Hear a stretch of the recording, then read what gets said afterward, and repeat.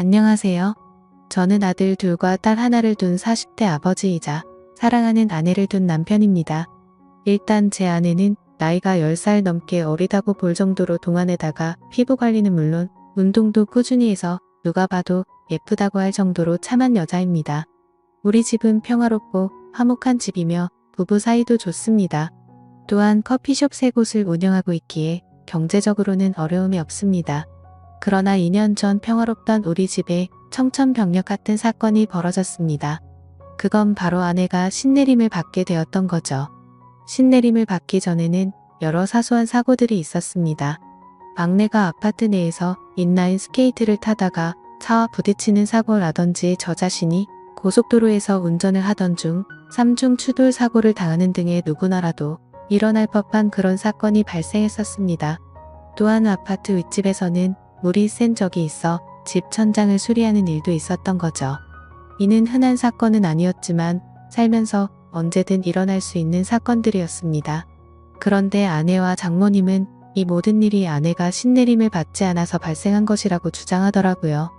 처음에는 믿기 어려운 말에 대해 의심을 했지만 크고 작은 불운한 일들이 계속해서 일어나자 아내와 장모님이 불안한 마음에 점을 보러 다니고 있습니다. 예전에는 아내에게 동자신이 와서 누름굿을 한 적이 있었는데 그때는 이미 지나간 일이어서 별 다른 신경을 쓰지 않았습니다. 그러나 이번에는 무당을 찾아간 아내와 장모님이 들은 얘기에는 소름이 끼쳤습니다. 무당은 아내의 사주가 신내림을 받아야 하는 사주라고 말했습니다. 아내의 사주에는 원진살, 상문살, 형살, 백호살 등 흉한 부분이 많아 영매를 해야 하는 사주로 판단했다고 합니다. 또한 아내의 사주에는 여자 형제의 영혼이 깃든다는 축토와 육대조부 영혼이 깃든다는 경금이 있는데 이런 경우는 본인이 무병이 생겨 흉한 일을 겪을 수도 있고 본인이 흉한 일을 겪지 않으면 다른 가족에게 영향을 미쳐 다른 가족이 다치거나 죽어나 간다고 했습니다.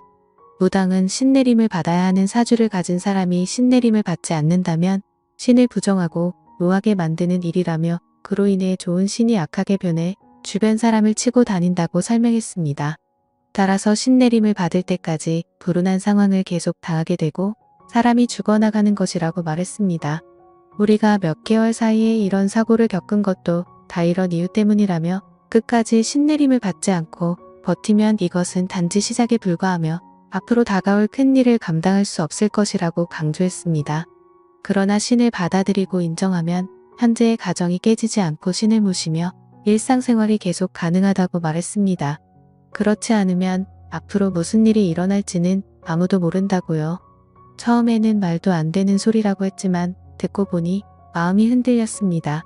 그리고 무엇보다 나중에 안 좋은 일이 계속 닥친다면 지금 이 얘기를 듣고 그냥 웃으면서 제 자신이 너무나 원망스러울 것 같았습니다. 말도 안 되는 미신이다. 그럴 리가 없다. 사람 앞 일은 자기 하기 나름이다.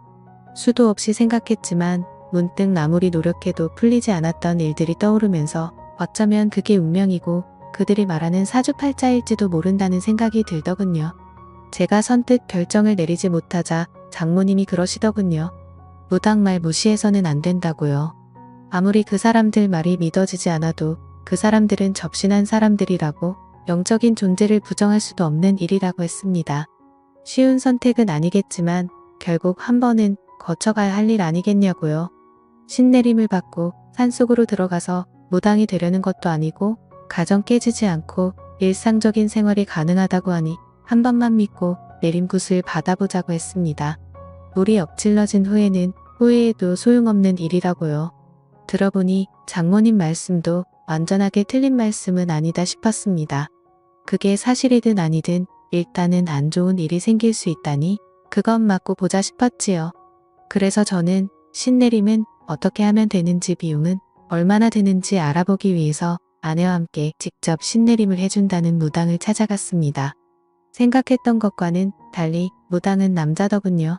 장모님과 아내한테 얘기 들었다고 어떻게 신내림을 하면 되는지 물었죠. 그랬더니 그 남자 무당이 말하길 신내림은 아주 신중하고 조심스러운 거야.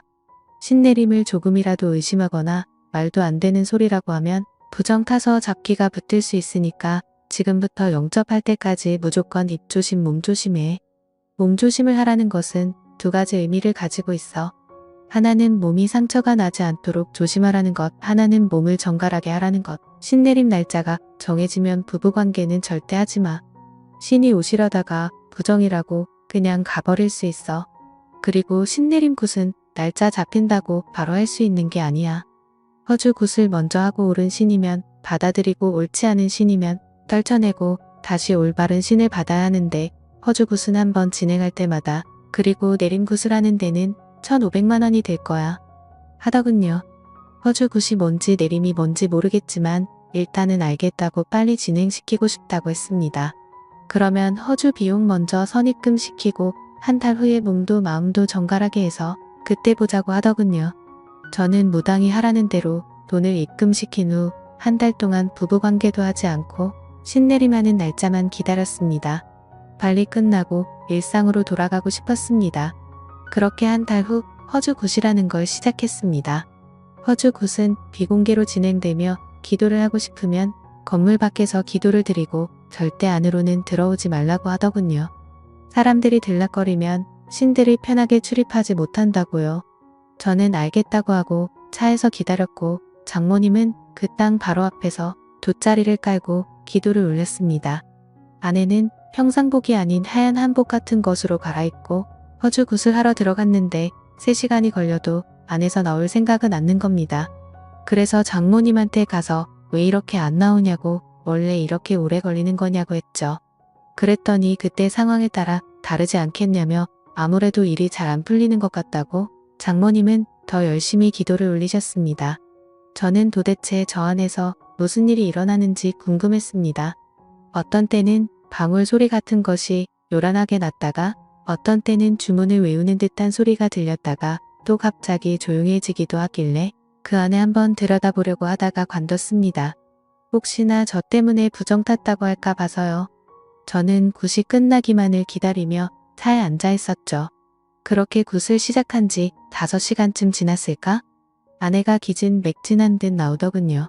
그런데 그 무당이 아내한테 물을 뿌렸는지 아내가 물에 들어간 것인지 온몸이 흠뻑 젖어 있었고 아내 몸매는 보기 민망할 정도로 겉으로 드러나 있었습니다.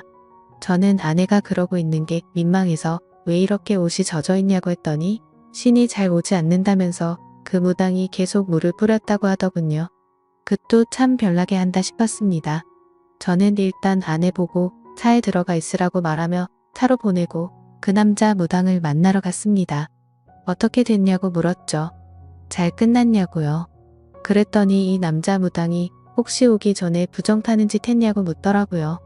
저는 그런 적 없다고 말하자 오늘은 좋은 신이 오시지 않았다고 하더군요. 그래서 제가 무슨 소리냐고 시키는 대로 다 했고 한 달간 부부관계도 안 했다고 무슨 부정이 탔느냐고 했죠.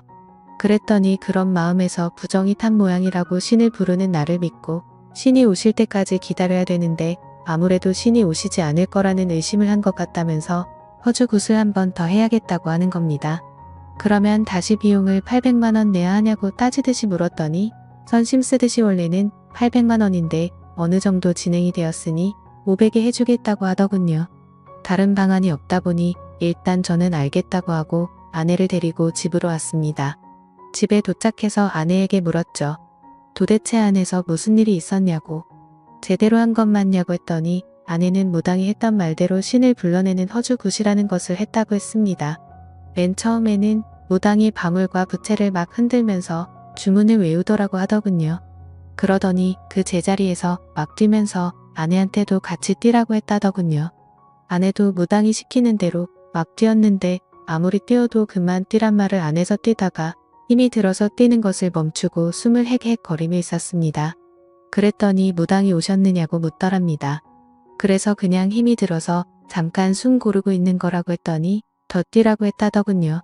그래서 다시 뛰기 시작했는데 이번에도 한참을 뛰었는데 그만 뛰라는 말을 안 해서 또 뛰는 것을 멈추고 쪼그리고 앉아서 있었더니 느낌이 왔냐고 오셨냐고 또 묻더랍니다. 그래서 힘들어서 도저히 안 되겠다고 체력 딸려서 앉아있는 거라고 했더니 신 받을 사람이 체력이 그렇게 약해서 어떻게 하냐고 어디서 물을 퍼와서 손으로 막 물을 뿌리더랍니다. 신을 맞이하려면 온몸으로 맞이해야 하는데 이렇게 몸이 젖어 있으면 아무래도 오시기 편할 거라고 하더랍니다. 그때 아내는 남자 무당 앞에서 몸매가 드러나는 것이 아무래도 민망해서 두 팔로 몸을 가리고 있으니 가리지 말고 당당하게 서 있으라고 했다더군요. 어깨를 쫙 펴고 있으라고 해서 아내가 시키는 대로 하니 물을 또 막 뿌리면서 아내 주변을 빙빙 돌면서 또 방울을 흔들고 신이 왔는지 봐야 된다며 아내를 가까이서 막 살펴보고 또다시 물을 뿌리고 하더랍니다. 그래서 제가 뭐냐고 제대로 똑바로 하는 거 맞냐고 아무래도 좀 이상한 사람 같다고 했더니 아내가 그럴 리가 없다고 하더군요. 그 사람 진짜 유명한 무당이라면서 전국의 유명한 무당들 다 그 사람한테 신내림 받은 제자라고 했습니다. 그러니 한치의 의심도 하지 말고 일단 믿고 가보자고 했습니다. 그래야 신을 받아도 제대로 된 신내림을 할 수 있지 않겠냐고 하더군요. 구슬하는 동안 아내가 잠깐 딴 생각을 하니 무당이 바로 그것을 눈치채고 얘기하더랍니다. 나쁜 신을 받으면 집에서 생활하는 것조차 어려울 수 있으니 구슬하는 동안은 머릿속을 완전히 비우고 생각도 비우라고 했답니다. 그렇게 남자 무당이 제 아내에게 물을 뿌리고 아내를 잡아먹을 듯이 노려보고 또다시 물을 뿌리는 과정을 몇 시간 동안 진행하더니 신이 오신 것 같다고 말했답니다. 그런데 신이 오긴 왔는데 좋은 신이 아니라고 하면서 방울도 흔들고 아내 어깨도 잡고 흔들더랍니다. 나쁜 신은 빠져나가야 된다고요. 그리고는 오늘은 도저히 날이 아니라면서 무당이 오늘까지만 하고 이틀 뒤에 다시 하자고 했답니다. 하는 짓을 보니 아무래도 수상하여서 저는 그만두고 싶었습니다. 그래서 장모님을 찾아 뵙고서 이 사람 좀 이상한 것 같다고 아무래도 그만해야 할 것 같다고 하니 이미 신이 한 번 왔기 때문에 여기서 그만두면 평생 지옥을 걷듯 고통스런 길을 걷게 된다면서 절대로 그만두면 안 된다고 하시더군요. 다음에는 신이 꼭 오실 거라면서 일이 끝날 때까지 우리는 조용히 믿고 기다리면 된다고 장모님이 사정사정을 하셨습니다. 저는 엄청 내키지 않았지만 장모님께서 저렇게 부탁을 하시니 한 번만 더 지켜보자 싶어 알겠다고 했죠. 그리고 이틀 뒤 다시 장모님과 함께 아내를 데리고 그 무당이 있는 곳으로 갔습니다. 이번에도 아내는 그 무당이 갈아입으라고 준 옷을 갈아입고 구슬하는 방으로 들어갔습니다.